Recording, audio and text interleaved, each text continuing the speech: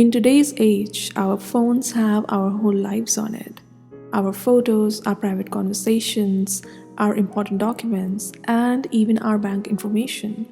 So it's important that to keep that information safe and private, we make sure that everything that is on our phone stays only in our phone and doesn't get into the wrong hands. And for that, we have to try every day to amp up our phone's security. And in today's video, we are going to talk about the 6 things that you can do to amp up your iPhone's security right away. The first thing that we are going to talk about is passcode. The basic minimum requirement that you have to follow when setting up the passcode for iPhone is that you set up a 6-digit passcode instead of a 4-digit passcode. People tend to go towards the 4-digit passcode more because it's easy to remember and you don't tend to forget it. But 6-digit passcodes are tougher to crack and they are more stronger, because 4-digit passcodes make up a combination of 10,000 passcodes, but a 6-digit passcode makes a million combination of passcodes. So you can imagine that. Besides that, we also have the option to go for passcodes which are more than 6 digits. So you can just type as many numbers as you want. That is obviously very secure if you can do that. And besides that, you can also go for alphanumeric code. In that, you can also put numbers and words. So if you have a combination like that which you can remember and you just cannot forget, then use that, because it will be an ultimate level of passcode security that you can give to your phone. Currently, I am personally using 6-digit passcode because it's easier to remember than alphanumeric and other numeric codes, but it provides more security than 4-digit code. Please don't cancel me because my passcode is 123456. It's just for the sake of the video. The second tip that I have for you guys to amp up the security of your iPhone is to have a passcode, to change your passcode if you ever need to do that. So right now you can see that we have this option called Face ID and passcode in the settings, but we're going to forget it for now. We are going to screen time, and then we are going to find content and privacy restrictions.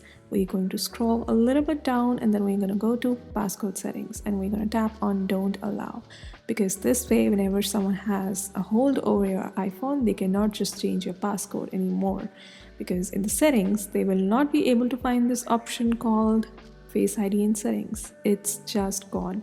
Even if you search it in the search bar of settings, you will still not be able to find it. It's very cool. But what if the person knows this hack? Well, in that case, you still need not to worry, because we have a way to shoot this trouble. Let's go back to the screen time, and there we will find an option which will be called Use Screen Time Passcode. Once you tap on that, you will find a prompt to use a 4-digit passcode. Go for something easy, not 1, 2, 3, 4, but something still easy to remember. And then you will have a prompt to put your Apple ID email and password. Let me do that quickly. It's just in case you want to recover your screen time passcode if you forget it. So once the passcode is set, after doing that, if you go to the screen time settings and try to change your passcode changes settings, it will ask your screen time passcode first. So this way, no one can ever hack into your phone and change this setting of yours, which will provide you an extra layer of security. And once you allow that, you can go back to the settings where all the options appear, and you can see that the Face ID and the passcode setting section is back. The next tip that I have for you guys is Face ID settings. So a lot of people ignore that section of privacy and security. Sometimes you don't really need to walk an extra mile, and it's the super easy and simple things that you need to follow, and they are really easy. In this tip, we are going to go to the Face ID and passcode, and there we have an option which is called Require Attention for Face ID. Make sure that you always turn it on. If you try to turn it off, you can see that the iPhone gives you a warning which says, if you turn this off, Face ID will unlock your iPhone even if your eyes are not clearly open and looking at the screen. So this way, someone can keep your iPhone in front of your eyes, the face, and the iPhone will unlock, and you don't want that.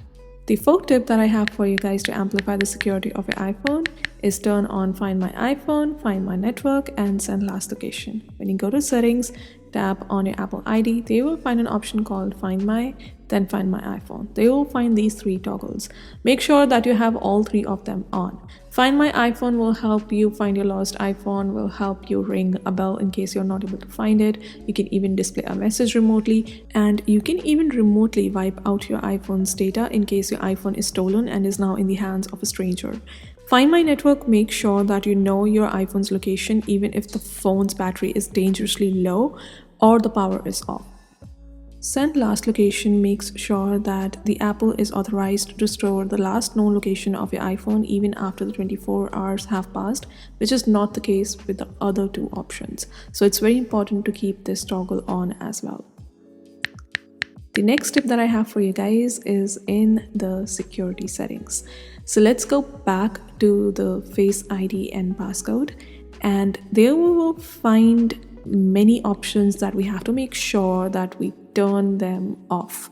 So here we can see that what are the things we can access when the iPhone is locked. So we make sure that we have to turn off the accessories, Siri, and we can even turn off the control center if we are being a little bit extreme. Turning off the accessories and Siri is important because that will mean that in case your iPhone is stolen, they will not be able to plug in the USB cable, attach it to a MacBook or a computer, and access the things or the settings that they should not be able to. And turning off Siri will mean that they will not be able to manipulate your iPhone settings with the help of Siri. Now you can also make sure that you turn on this toggle which is called Erase Data after 10 failed passcode attempts, because 10 failed passcodes attempt generally mean that they don't really own that device and they are just trying to get into it. So turn it on. In case that happens, your iPhone will be able to completely wipe out your data and protect your privacy on its own. In the sixth tip, we are going to talk about a required passcode duration. Well, some people have this scary setting on in their iPhone, which makes sure that if it's just been 1 minute or 2 minutes since they have put in the passcode in their iPhone, they lock it and they unlock it back again, they don't really need the passcode again for that time duration. Make sure that you always make it to immediately. Even if it's just been 10 seconds since you have put in your passcode in your iPhone, and you have locked it, you have to put in the passcode again. Make sure that every time you have to get into your iPhone, you have to have some way to unlock it, whether it's Touch ID, Face ID, or passcode. Because when you're in public setting or around a lot of people, they can use it against you and get into your iPhone without your permission. Thankfully, Apple has disabled the option to change it from immediately to 1 minute, 2 minutes, or 3 minutes in case you have Face ID on, because that's not really secure.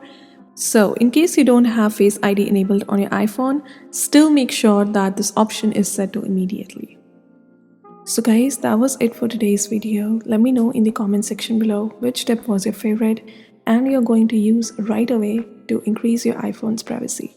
I will see you guys in my next video. Till then, bye!